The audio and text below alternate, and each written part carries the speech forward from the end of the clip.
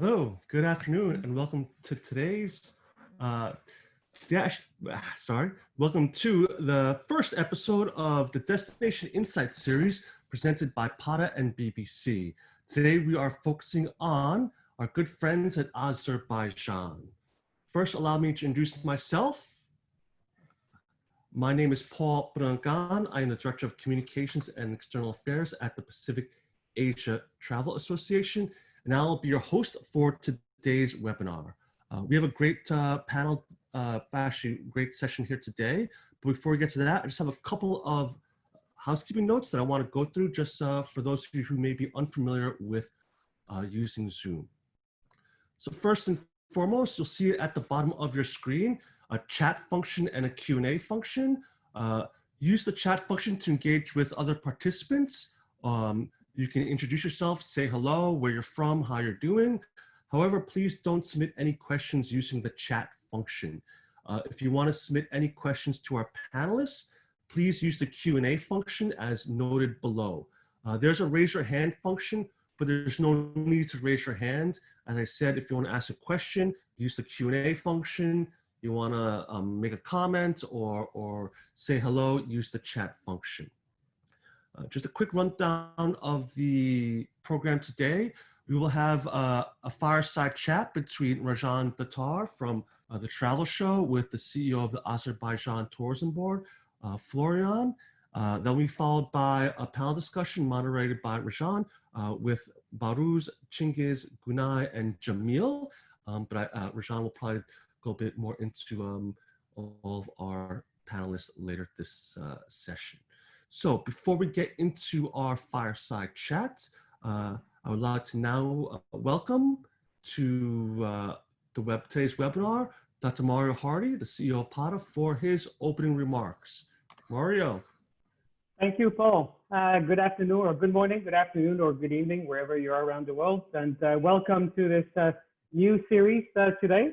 And great pleasure to be accompanied today by Azerbaijan, as well as, of course, our partner, BBC, and Rajan, who we've been working with for many years already on various activities. So great pleasure to be here. What can I say about Azerbaijan? I actually visited Azerbaijan a few years ago, and it was probably one of my most memorable trips for so many reasons. One, I did not know what to expect. Contrary to what I normally do, I actually did not do any research before I actually traveled to Azerbaijan and landed there and was amazed by what I saw. Probably one of the cleanest cities I've ever seen in the world, in Baku. Everything was, the infrastructure is amazing. The old city and the mix with the modern architecture was just something of really remarkable. The food was absolutely amazing, rich on culture, and also a country where you will find diverse activities from beaches of the Caspian Sea to beautiful ski resorts, to hot springs, to so many other activities are actually available. The museums in the city of Baku are remarkably beautiful. The Textile Museum or the National Museum have got so much to offer. So if some of you have never been to Azerbaijan, make it at the top of your list for your next trip. And I say this with all honesty, because it is one of the top 3 countries that I actually wish to go back and bring my family who have not visited Azerbaijan yet. It's so rich in culture, and probably one of the most amazing experiences I had was something that's actually very simple. There was a tour guide who gave us a tour of the old city and the old fort, which is impeccably maintained, by the way. And was telling us stories as he go along, but he carried with him a portfolio of pictures, and essentially told us the story that how he actually got these pictures by going to the various houses and within the old city, knocking on doors, talking to the families, asking them for copies of old pictures of what this building used to look like before, who lived there, with the stories behind them. And it was such a personal experience where we got to learn about stories of not only the building, but the people living in these buildings and the people who lived there for sometime for several generations. And it was honestly one of the most memorable experiences I had in one of my trips. So I do encourage you to visit. Take this opportunity today to learn more about the country itself. Of course, we want to learn a little bit about the current situation and how it affects the country. But more importantly, I think it's also important to get to know a destination that is maybe a little bit less known by many people, but was before COVID-19 a very new and upcoming tourism destination. And I certainly hope, and my best wishes to them, that things go back to normal in the near future and that the country can grow its tourism again. So thank you very much, and enjoy today's session. Back to you, Paul. Thank you very much, Mario, for those great introduction to today's session. So, without further ado, share my screen here. We'll get to our first session of the first session of the program, which is the Fireside Chat with the BBC. And with that, welcome, Rajan. I'll pass this over to you, and the rest of the show is yours. Thank you so much, Paul. Just checking you can hear me, and I think yes. You can. Absolutely, good. Yes, thank you, Mario. Thank you, Paul. I'm delighted to be here to explore with my guest experts the history and current state of play of tourism in Azerbaijan. And I have to say, while I have explored many a neighboring state like Georgia and most of the stans, to my shame, for my sins, I have never visited Azerbaijan in either a professional or personal capacity. But I suspect I do share this deprivation with many of you in the audience, and maybe that will be rectified in the near future. It is a coincidence, actually. Before I even knew I was doing this, only the other day, a friend was raving to me about the wonders of jazz mugam. Now, that is a unique musical form developed in Azerbaijan, but is actually amongst the kind of aficionados of music, including American top musicians and jazz musicians everywhere. They love it. They think it's absolutely astonishing. So maybe, again, that will blossom in the future, become more well-known, and maybe we'll talk about that a little bit later too. Now, I have a panel discussion coming up with various specialists in Azerbaijan tourism. But first, I want to turn to Florian Schmidt, CEO of Azerbaijan Tourism Board, to give us a general overview. Before I introduce him, before I welcome him, let's just give a quick overview of what he does. He's worked in almost every field within the tourism sector over the past 20 years. He started his professional career within the private sector, initially in Austria, before working for an international luxury brand 5-star hotel as its sales and marketing director. In 1990, he's turning red now because this is just going to go on, Florian, for a little bit. In 1999, he joined the Austrian National Tourist Board as their regional director for Russia and CIS countries. In 2003, he returned to Vienna, joining the headquarters of the Austrian National Tourism Board. He founded his own consultancy. He worked with government institutions, the European Union, the United Nations, and that, crucially, led him to an EU twinning project between Austria and Azerbaijan, which I suspect is where you've got your interest in this country. And following the conclusion of that project, he started the Azerbaijan Convention Bureau under the former Ministry of Culture and Tourism. And and you're the CEO of Pasha Travel, and they'll come up again in our panel session. And then in 2018, you, Florian, became the CEO of the Azerbaijan Tourism Board. Welcome. Thanks a lot. Welcome. Thank you very much. Pleasure. Let's just... Yeah, thank you, Mario. Thank you, Paul. Thank you to all PATA team shedding light on Azerbaijan.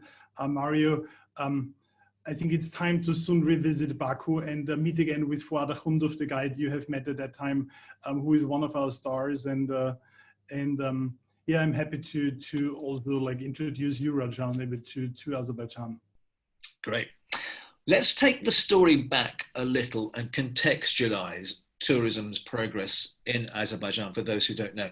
I mean, I know there was, I think there has been a tradition of tourism to Azerbaijan, like in the 80s, under the Soviet regime. Can you just tell me what is the history of it? I have to go back a bit further. I have to go back a few thousand years. Like Azerbaijan, and this is the great thing, and this is what you correctly mentioned, is like very few people actually know where Azerbaijan is located, can't locate it on the map, even hard to pronounce Azerbaijan, and just like put it in the pot of like these like ex-Soviet republics, somewhere located in the middle of nowhere, a territory which very few people are familiar with. And but when we look back, and sorry, I have to take you back a few thousand years in the story, is on the crossroads of Europe and Asia, where people started traveling. It was firstly the Zoroastrians who discovered the fire temples of Azerbaijan. This brought a lot of like fire worshipping Indians here. There is still one very famous temple of Atashkach, where a lot of Indians visit with the Hindu Sanskrits. A bit later, and taking back in time, various parts of the Silk Road crisscrossed Azerbaijan, copper roads, Silk roads, people were trading west, east, camels, caravanserai, these famous caravanserai buildings where people overnighted. You still find some of these places now in Sheki, Ganja, Baku, restaurants as hotels. And then later with the Russian Empire, 19th century, let's say, also there was some clever businessmen discovered the wealth of Azerbaijan, oil and gas, and it was quite soon the famous Nobel brothers who started their business here in Baku, and the Nobel Villa, where the brothers used to live and work from, is still one famous place to visit, in an old villa on the seaside.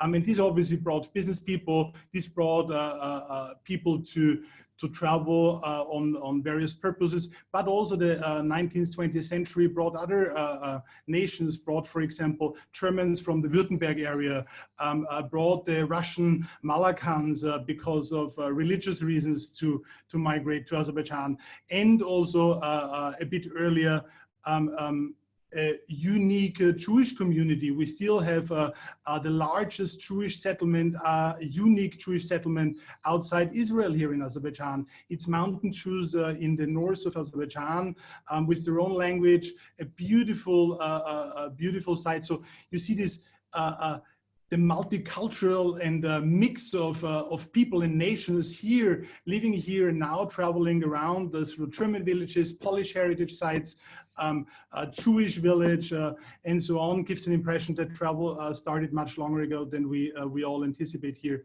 Obviously, in the beginning of 2012, Eurovision put Azerbaijan on the map. I think everyone remembers this fabulous performance at the Crystal Hall.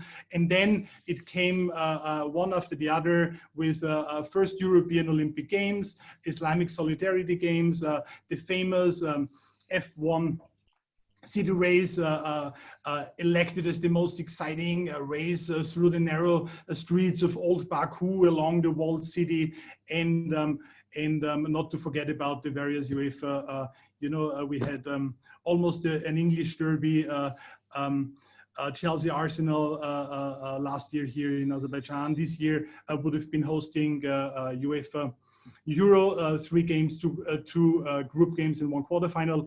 But we are happy that UEFA already announced the new dates for next year. So not canceled, but only postponed.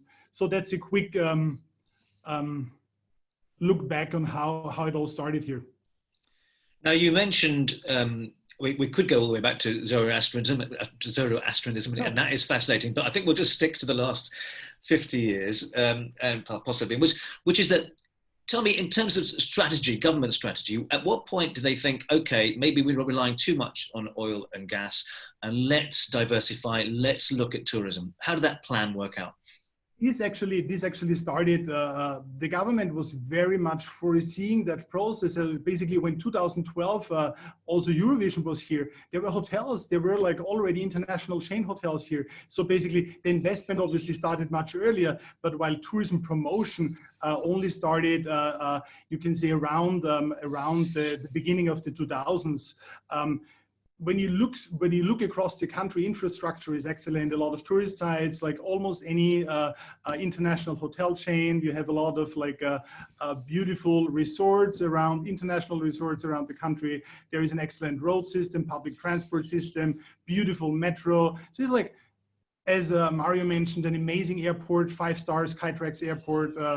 Here, the best airport in the region with an outstanding national flag carrier. So infrastructure is here. It just like turned into that more and more over the last years. We saw the tourism is playing an important role and diversifying the economy. Now you can say 2019 was an amazing year for us. Still, one would say oil and gas is about 97% of contributing to GDP, while only 3% is tourism. But if you see the 3% is an amazing figure. It's not 97 oil and gas. It's around 90%. So there is also agriculture, another 3%, and other sectors. But tourism is definitely top priority.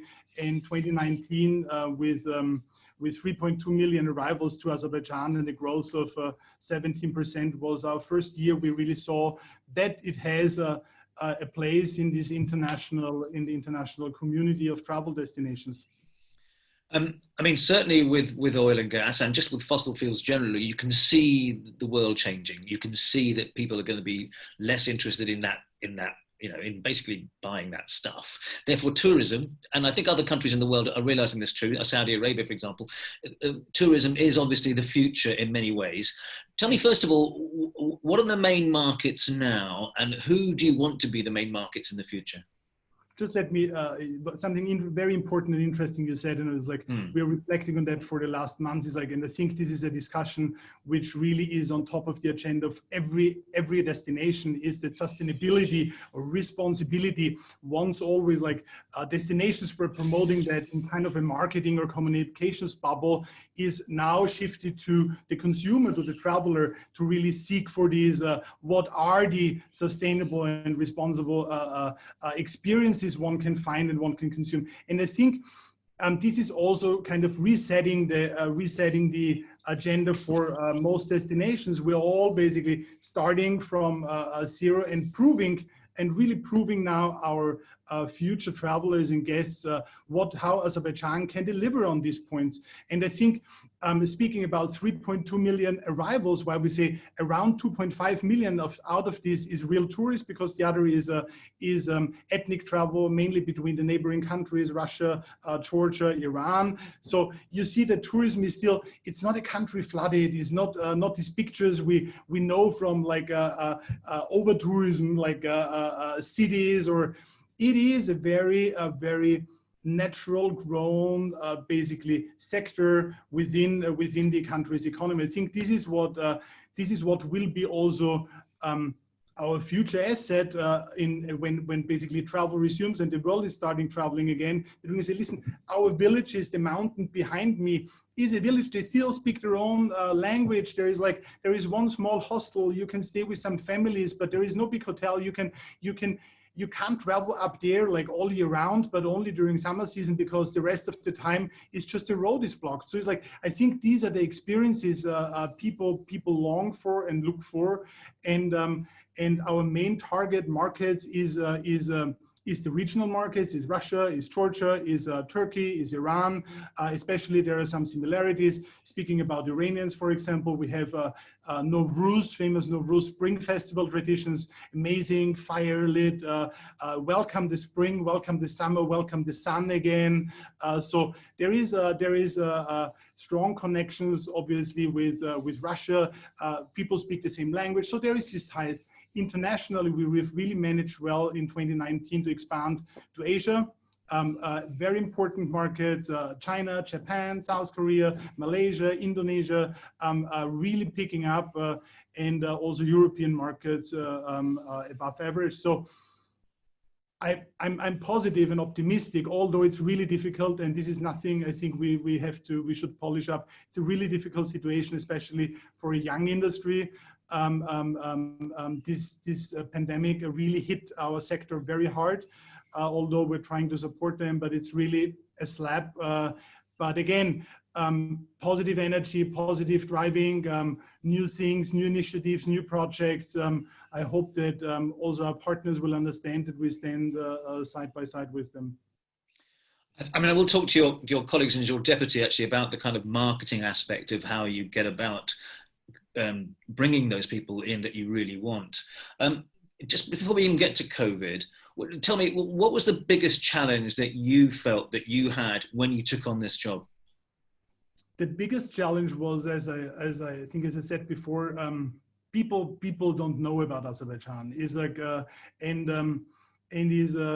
the pride of the Azerbaijani people was not and the richness of the country, the diversity that many people thought like, what is this, like maybe oil, gas, maybe like somewhere unknown, really to put it on the map. And this is when we have in 2018, when we took over, also launched our new brand, Azerbaijan, Take Another Look, with, you see right behind me this lens, which is like a lens of a camera giving you an insight. Look, there is something more you discover when you look a bit deeper, when you take another look on Azerbaijan, there is more behind what you see at the first glance. And the campaign we launched 2018 at World Travel Market in London, and since then basically also continues with Humans of Azerbaijan, putting like these resources also, like what the humans of the country showcase in terms of arts, crafts, culinary, all these like manifold experiences. So this has been the biggest challenge, to put it really on the map. And I think looking at 2019, we have managed a part of it. Obviously, big long way ahead of us, really. But I think COVID will all be a little bit resetting us, putting us back on the new start line, the destinations. And as we were discussing, I think before we started, it may well be that countries, destinations like Azerbaijan, which have space, which are undeveloped if you are compared to other places, which have that remoteness, and you know that you're going to have not going to be crowded around wherever you go. You're not going to be, these kind of places might well benefit in the future. And again, we'll talk about that. But just let's get to the practicalities of the current situation. Are you letting in tourists at the moment? What's going on? For the time being, I really have to say this, as hard as it is for tourism, safe and healthy first, tourism second. There is special flights in and out to Baku, London, Berlin, and Dubai, and some other destinations. They're mainly serving Azerbaijani citizens and basically people who have residence or work permit here in the country to commute. But for the time being, the tourism, basically the borders for tourists are closed. We have already in April started like a project which is called Sahman. Sahman in Azerbaijani means like tidiness. In English, it stands for Sanitation and Hygiene Methods and Norms. We have developed this together with PwC here. We've rolled it out across the country with hotels, guides, transportation companies to really introduce an improved hygiene and safety protocol. This is now monitored by us, and also like permanently we have like our volunteers in the hotels, etc. So we expect soon a domestic travel to start, and then see how this works in terms of numbers and tourism with the epidemiological situation. And I think then the government will be taking a decision on international borders.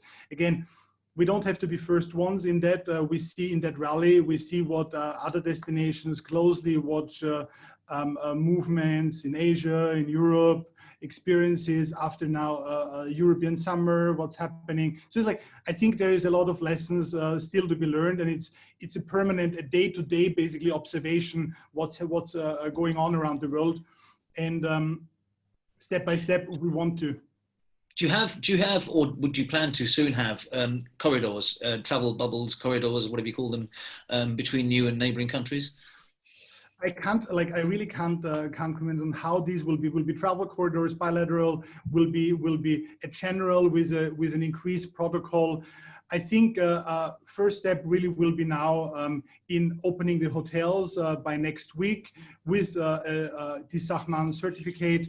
Let domestic travel start, and then see how this new movement goes, and then already look at the next step of international border crossings. Okay, Florian, stick around, stay here, because we're going to have this panel discussion with a couple of your colleagues and people I think you probably know.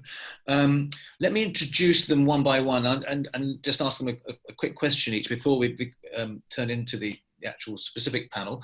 Let me go first to Baruz Askarov, who is the Deputy Chief Executive Officer from the Azerbaijan Tourism Board. Baruz works closely with Florian, focusing on positioning Azerbaijan as a prominent holiday and MICE destination in the world. And prior to joining ATB, he was the incoming operations and MICE director at Pasha Travel, and had helped run the inaugural Baku 2015 European Games Operation Committee, which I think Florian mentioned. So how are you, Baruz, first of all? I think you've got, there you go. Thank you very much. I'd like to take this opportunity also to greet everyone, and also thank you, Mario, and the whole PATA team for this amazing opportunity and hosting us today. You're going to be part of our panel discussion, but I wanted to ask you specifically, and again, Florian did talk about this, but how do you set about raising the profile of Azerbaijan as a global tourist destination in terms of marketing? What's the approach? Well, as also Florian mentioned, before the pandemic hit, we had a tremendous and very active marketing campaign all across the regions, like in the key source markets, as well as the the emerging markets where we wanted to expand to. But with the pandemics coming in, we have to adopt and adjust our strategy in terms of marketing, and to make sure that we ensure the safety of the people in Azerbaijan and also tourists coming to Azerbaijan, to make sure that while doing this, we still keep Azerbaijan on the top of minds of people who think about Azerbaijan or who are inspired to come to Azerbaijan, and as well as to make sure that in case when the situation goes back to new normal, we are ready to start it all again.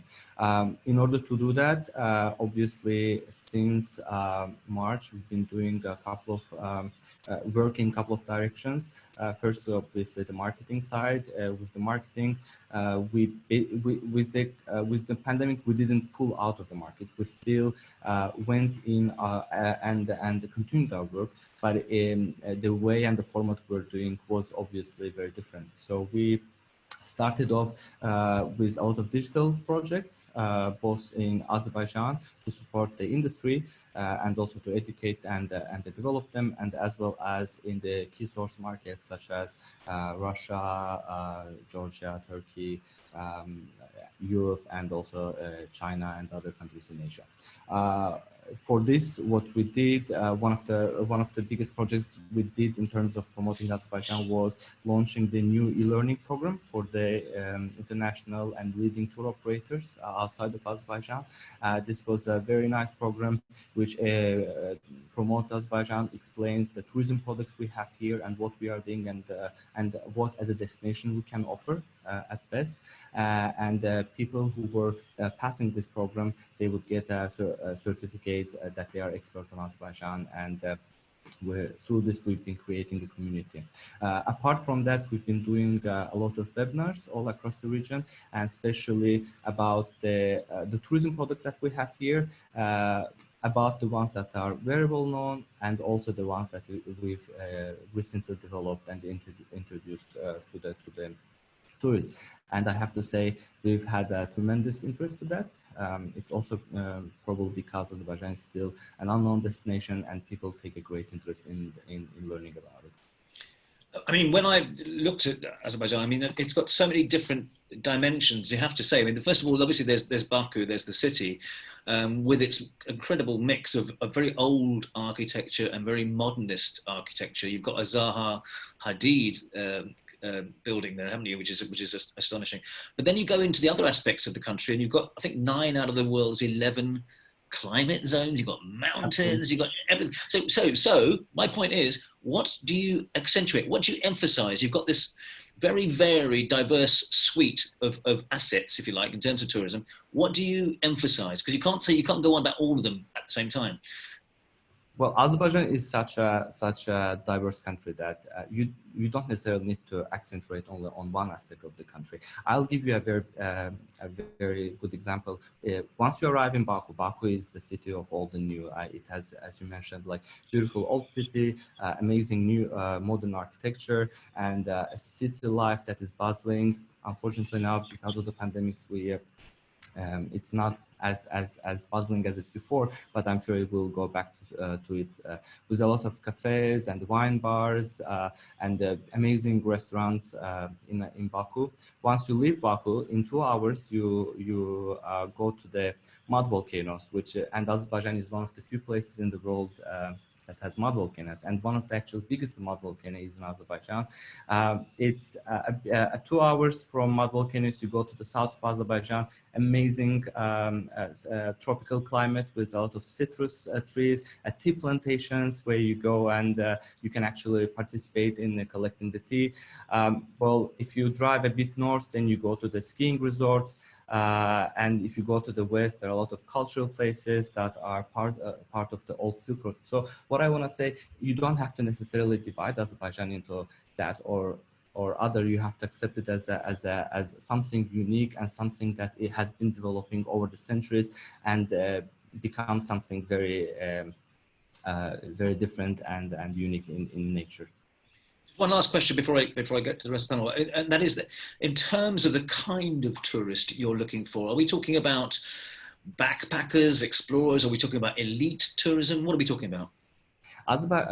Because of this diversity that I mentioned earlier, Azerbaijan is a country that can offer a lot to almost all the segments of the tourists, whether it is elite VIP and luxury tourists that want to come and see Formula One races in Baku, or it can be backpackers who want to go to Khinalik to experience this one of the oldest villages where people speak their own languages, with amazing mountain range and beautiful lakes and the rivers. Also, Azerbaijan is a great destination for families, especially people coming from the Middle East. They appreciate Azerbaijan as a great family destination because all the facilities in Azerbaijan and also activities and the products that we are offering is very well adapted to various families and various tourist segments. But when you are talking about Azerbaijan is an undiscovered gem, and even when we are saying and inviting people to take another look at Azerbaijan, this is exactly what we mean in mind, that everyone has something that they can discover in Azerbaijan, but in order to do that, they just need to take another look at the destination. Okay, well, stay with us, Baruz, because you're going to be part of the panel. But let me introduce now Gunay Sayglam, who's the General Secretary of the Azerbaijan Hotel Association. Hello, Gunay. Hello, nice to meet you. How are you? I mean, you yourself are a professional hotelier. You've got 15 years of experience working in several brand chain hotels. And you used to be MD of Baku Hospitality Group and the Director of Catering in Four Seasons. And Radisson Blu you worked at, and the Park Inn Hotel in Baku. So you know what it's like to be in the hotel business. Lovely to see you. Tell me, how much were you seeing before COVID arrived? How much were you seeing Azerbaijan's hotel sector stepping up to the mark? Were you confident that it was doing the right thing? Hello, thank you for this panel. I really would like to appreciate for everybody for inviting us.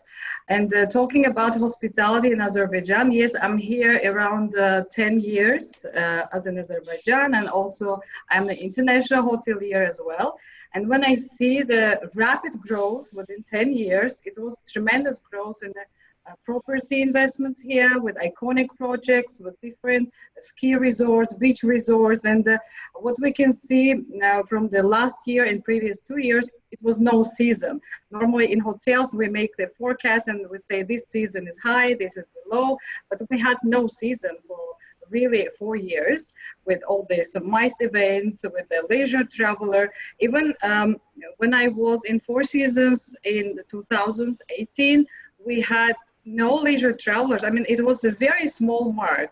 Then it's really grown, and the leisure traveler was the in a high heat. So with the COVID-19, we really stepped back and waiting for our time, but it doesn't mean that we are stopping here. So we worked a lot. It didn't make us weaker. We worked a lot on the quality of the service, quality of the properties. Yet 2 or 3 other brands are just waiting to open. But what we say open, we do reopen. All the world is going to reopen, and that's how we try to survive. But we don't step down, of course. Is there hotel construction actually happening at the moment around the country? It is. Somewhere it stopped because of the economical situation, you know, with the pandemic, but still we have the ongoing projects, like they are under construction.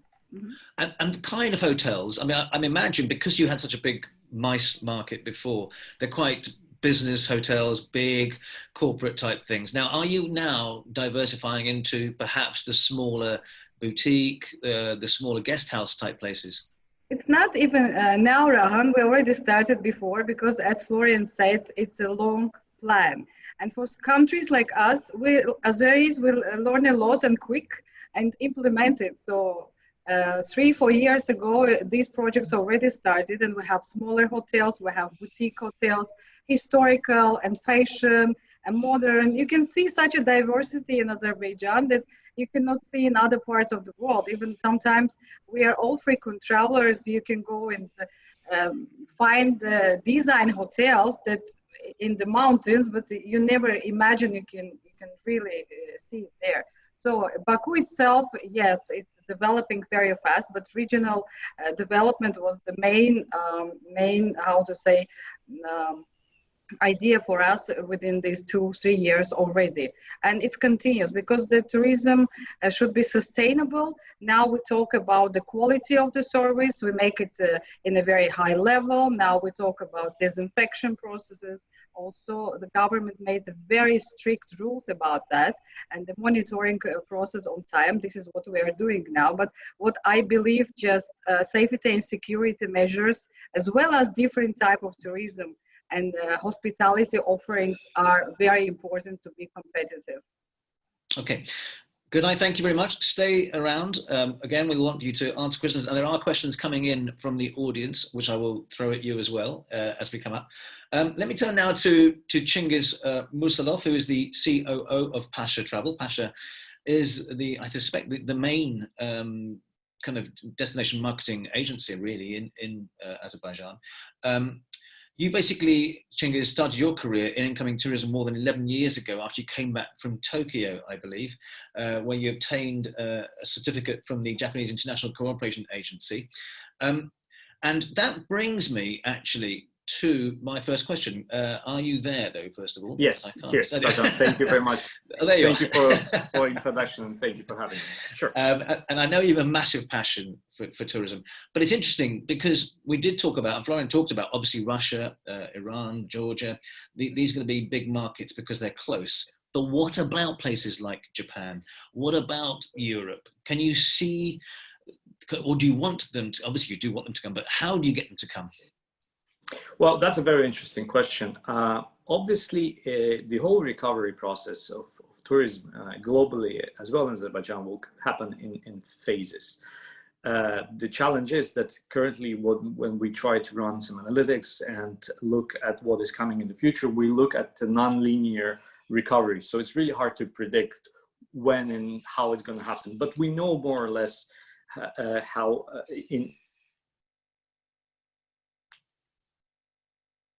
I think you pressed your mute by mistake. sorry. That's it. You're back. You're back. Yeah, can you hear me now? Yeah, yeah. So when we talk about the first, of course, the more of regional travel will be recovering. Then it's like, well, let's call it like a domestic, like a cluster of countries. And as you mentioned in the talk with Florian, the travel corridors or travel bubbles, of course, then. And later in the timeline, we'll speak about the international air travel being fully back. Now, for the travel reason, the purpose of travel, that's going to also differentiate in the timeline. When we think that in-person sales and something like that will, of course, return first, then maybe like a standard leisure, like family travel will be like a second wave, and the big meetings, etc., they will come at the very end of the spectrum. So where I see countries as for example, Japan or any other who are not close to Azerbaijan, definitely they will come back, because there are a couple of things happening simultaneously. People really now have time to look into different products across the globe, and this like a pause button for the entire world give us an opportunity to really look into, both for us as an industry and for, of course, for travelers, to see what is in there in the world and where I really want to go and explore. So I think that's a fantastic opportunity. And by doing all those webinars and attending the online meetings through Zoom, we see that there's definitely interest, not only from the closest countries or like traditional markets where Azerbaijan is already present, but from other destinations as well. And overall, I think, Rajan, we're looking into quite a big shift in the customer behavior for a very long time. So I think, and I stay really positive, that there might be potential markets for Azerbaijan that we haven't really looked into previously, but we can succeed in those markets now, given the overall situation in the world. I actually think you're right, because I think because there is so much to explore away from the big city, and I suspect that in the future, the near future, I think as we all do in the travel business, that it's going to be kind of individual travel, maybe couples, smaller, very small groups, not big groups. The big group tourism is probably over for a while, and those people are going to want to venture into lesser known parts of any country, but especially as we're talking about Azerbaijan here, and the mud volcanoes is obviously going to be interesting, the skiing areas. So all that diversity will be of great interest. How do you let these people from Japan or wherever they are, the Western Europeans, how do you get them to know about Azerbaijan? I mean, and come here? How do you induce them? First, with the great support from Azerbaijan Tourism Board, of course. Before the pandemic, we were attending all the travel fairs across the level, the bigger one, WTM in London, as an example, to really showcase what is there Azerbaijan to offer. So it's not only the governmental body present there, but also us, the stakeholders in the industry, are also there by their side, presenting different opportunities and packages for Azerbaijan. Right now, what we do, we switch to the like webinars and Zoom calls, like even if it's just a cold calling, but we're still really active. I think the incoming sales team in our company did around like 250-30 calls throughout the pandemic. They were very busy, and this gives us opportunity to trying to reach to other markets who were not available for us. And believe it or not, even with tourism is such an interesting industry, with all the development, all the IT tools that we have and global connectivity, still the word of mouth is really helping us out. And you know, it's really fun when you have, for example, a partner or a client based somewhere in Asia, let's say in India, who can later on introduce you to the potential client in Malaysia, and then to potential client in Japan. And this is really happening. And as long as you maintain high standards of standards, you deliver the promise that you gave to the market, this works on your side and helps you to cover the wider net of potential travelers. What about media and stories? Because you mentioned word of mouth. That is often a good way of getting people over. But also stories. Not hard sell, not advertising necessarily, but stories in the news. that make people aware of Azerbaijan? Is that something that you want to try and tease more? Oh, well, this is, I believe this is one more Azerbaijan Tourism Board steps in, Yes, because sure. they cover this part quite significantly. What we do on our hand, look, again, we try to figure out what we can, like, we don't want to sit down and wait for the pandemic to over. Obviously, we wanted to act and do something. But I'll give you a very simple example. I think what we did about maybe like 100 Instagram live session with different people around the globe. And some of them were targeted for outgoing tourism for Azerbaijanis to explore different destinations, but some of them were specifically targeted for foreign audience, for international travelers to experience Azerbaijan.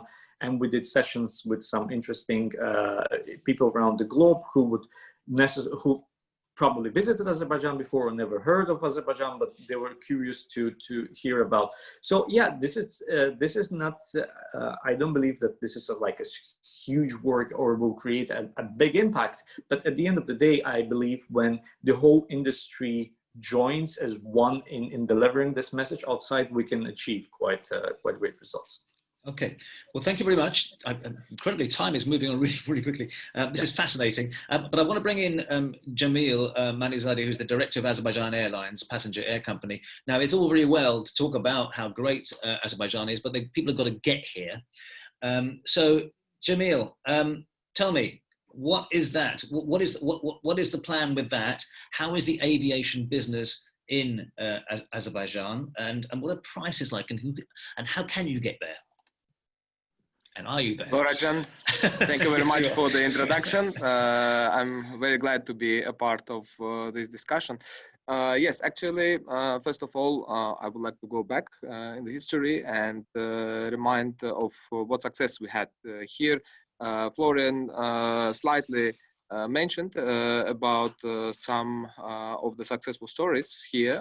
First of all, the Heydar Aliyev International Airport was 1 out of 9 5-star airport in the world, and actually that helped a lot to attract passengers, using not only as a point-to-point destination, but also as a transfer one. Azerbaijan Airlines was 1 out of just several airlines in the former CIS countries that had a 4-star status as per Skytrax rating.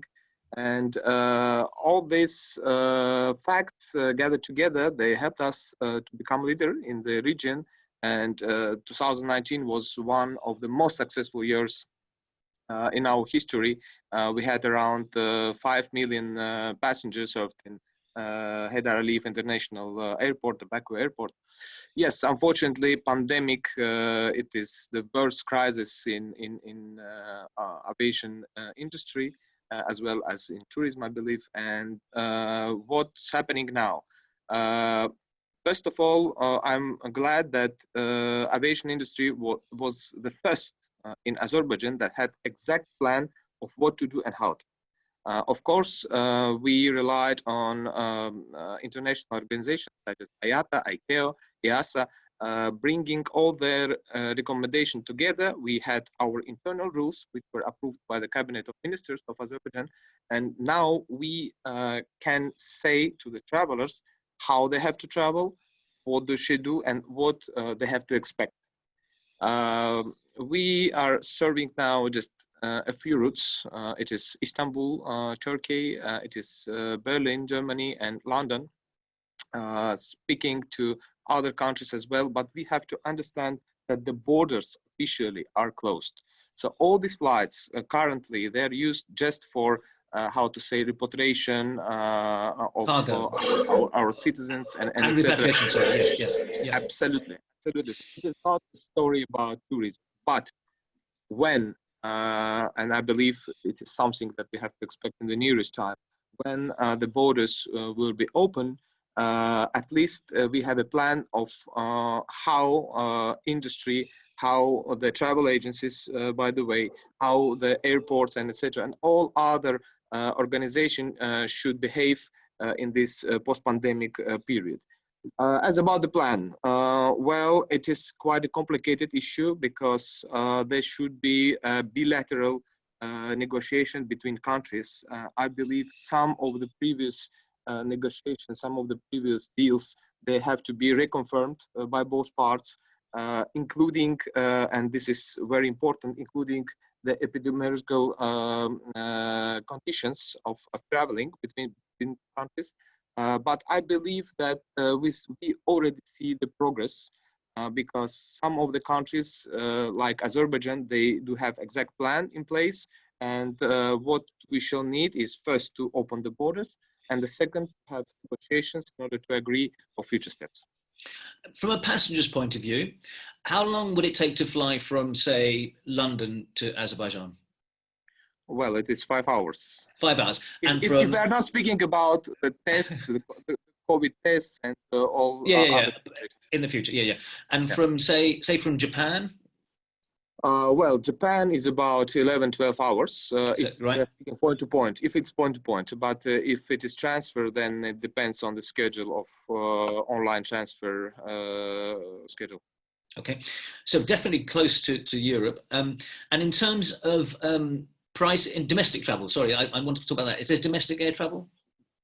Yes, Azerbaijan Airlines operates flights to two of our cities. The number one destination in volume is Nakhichevan, which is an enclave of Azerbaijan. Prior to pandemic, we were operating up to 12 flights, daily flights to the city. And the second one is Ganja, which is a former capital even of Azerbaijan in 1918. So we're operating 3 weekly flights to this destination. And what I would like to highlight that the fares, the cost of the tickets is quite cheap. Say it was about $25 to reach Ganja prior to pandemic. Yeah. That, I guess, is part of being an oil-rich country, that you can have cheap fuel. However, I guess we're going to get to talk about sustainability as well. I know it's not in your remit really, but is there other forms of travel within the country, like train or whatever? Do they exist? Thank you very much that you rely on me so much that I can answer on behalf of train and etc. But yes, of course. Actually, what I can say that the condition of the roads, and I'm here speaking about the car transportation, it is excellent, and you can reach almost all points of Azerbaijan in a very comfortable way. Actually, as about trains, yes, I know that you can reach the majority of the cities by train. As far as I know, the government, the support of the government, the state railroads, they purchased a number of very modern trains. So I believe that all in all, the transportation facilities here in Azerbaijan are on the excellent level, which is confirmed, by the way, by a global international organization, and the infrastructures in number one here in Azerbaijan. Okay, honestly, I am so curious. I want everyone to be now ready to answer questions, but I'm so curious about the culture, about the sense of humor, about the music, about all the things, like you do winemaking there, and there's all that aspect of Azerbaijan that it's very hard to pick up when you're talking, obviously, on a kind of more commercial basis. But I think that is something maybe that you have to experience firsthand, because I have done some reading, obviously, about the country and the contemporary Azerbaijan, and it is fascinating, and I think there's plenty to do. I'm going to go now to some questions, because I know we are short of time, and I'm going to fire through these. Gopi Bhattacharya says, I'd like to ask Mr. Florian, how do you work with government and private sectors to promote tourism in your destination in this crisis time? How do you work with government? I think one of the key success factors is that strong associations like Azerbaijan Hotel Association, Travel Agency Association, Guide Association, so basically hubs connecting us directly with the problems of the private sector. The government, and through the Ministry of Economy, there was also various support schemes for the sector. Obviously, the demand is always higher than what we can please. But I think the dialogue is the most important, and to give a perspective and a vision on how we continue to work with each other. And in this sense, Gunay and her team and the other associations have done a tremendous job 24/7 in answering all the calls of the hotels and partners who have like one or the other question on implementing a standard or on like issues they have. So I think a strong private-public partnership and endorsing these entities as an important speaker within the formulating governmental policy. So all our things, what we have introduced in the past months, is all basically bottom up and not top down. Okay, and as you mentioned before, tourism is definitely becoming a major priority in the country anyway, which is obviously a good thing for you. A question from Gary Gary White, beg your pardon, who says, any thoughts about how to measure the impacts of tourism and measure success in sustainable tourism? Well, I think this more or less since the end of the 80s, these phrases of sustainability, responsible tourism, globalization recently added, is something what is in for me easily explained in extremely well balanced between local people, citizens of Azerbaijan, who are basically the target of tourism, because it's not only an infrastructure or a city, but it's people who are living there, it's people who are doing their job, who have their daily lives, their daily problems. And I think if this is in good balance with people visiting these places and these spots, for example, mentioning this small and hidden mountain gem of Hinalik, it's all about the balance. It's all about how to organize it and how well you integrate the local communities into any tourism development. I think this is where where anyone has to start first. Looking, for example, again in Hinalik is an amazing place. It's like the houses are built out of like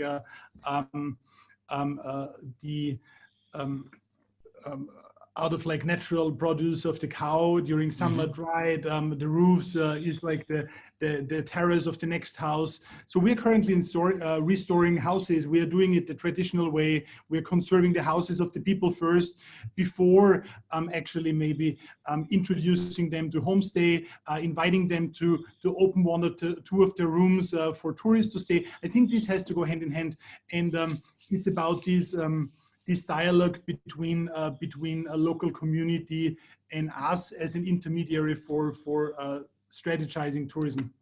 Okay, a question here from Kevin B. Murphy, which maybe either Baruz or Gunay can answer, or maybe both of you, which is, when do you feel, this is from Kevin B. Murphy, when do you feel that your destination can give the plans of future international visitors assurance that risks from COVID have been greatly reduced and that local suppliers are ready to meet those concerns? Can you answer that question? How can you reassure people that at a local level, in hotels, in rural areas, that those measures are there? Well, it's actually very difficult to predict when this pandemic will end and how.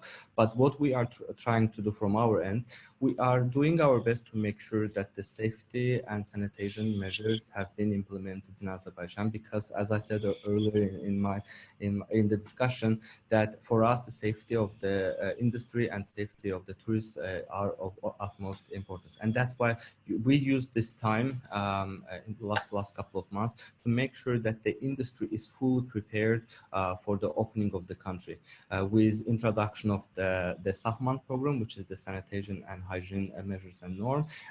Basically, this program is the purpose of the program is to make sure that the hotels, the guides, and the transport system, and basically all the other stakeholders in the tourism value chain are very well prepared to receive the tourists again, and to make sure that they can operate their business in the most effective way. Apart from that, from the next week, we are planning to start the monitoring of the hotels to make sure that the all these measures have been implemented. And then once it's done, the hotels will be ready for the opening. But this whole process have been accompanied by the trainings as well as the support to the businesses to make sure that they are financially and also the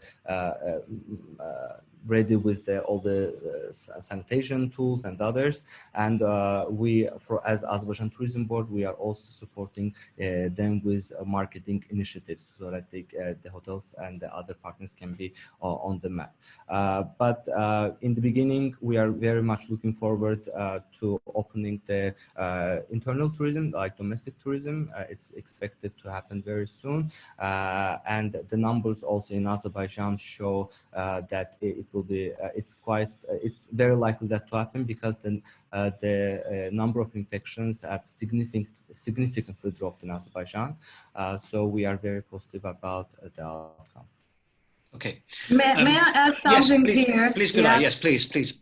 If you see the other countries, we are, I think, the last country that opening everything. So with hotels, even despite of economic crisis, I would say we thought about the health and safety of our local people first.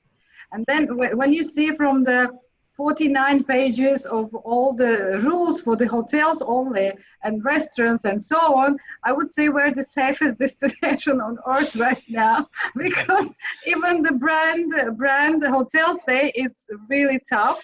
But again, we think about, yes, they can come now. I would say to Mr. Jamil, when they open the sky already, we will be ready in a couple of days, believe me. Okay, lovely to hear that. Good night, thank you. We have stolen, it's my fault really, we have stolen the time of the rest of the webinar today, so I really ought to stop and thank you so much. In fact, before I even do that, I think I should just mention a couple of comments that came up. John Barnes wanted to know about, with many airlines grounded and seeking growth post-COVID, he thinks that this is a good time for your government, this is I suppose something that you will think about, Jamil, to open opportunities to fly in and out of the country because you're a relatively sparsely populated country. Faye Abling Yu says, moving forward, if I have 15 days, she's from the Philippines, or he's from the Philippines, if I have 15 days, what could be included in Azerbaijan? I suspect Chingiz, you can produce a package for her or him. And John Barnes again says, he's in Bangkok, and he says that your ambassador has done a terrific job in promoting Azerbaijan there. So that sounds like someone's doing a good job for you, and that word of mouth thing, hopefully it will spread. So many questions here about sustainability as well, but I just want to say right now, and I ought to hand back to Paul, thank you all so much, and good luck with the future. The whole world needs a little bit of good luck to see that we can get back to what we all love doing, which is traveling and exploring. Thank you, Azerbaijan. Thank you so much, Rajan, and thank you all our speakers from Azerbaijan. Really, there's a lot of questions here. I will do a wrap up here, so you guys can also turn your cameras off. Rajan, thank you so much. Once again, thank you to all our friends at BBC and partners at BBC. Just to the panelists, while I'm wrapping up here, you guys can actually answer the questions to type it into there. Just go right in and feel free to type it and respond directly back to the questions that we have. As I said, Rajan, you can turn off your camera if you. Okay. Bye-bye. Thank you very much. Thank you so much. Pleasure. Hopefully we'll see you in another session in the future. Okay. Bye-bye.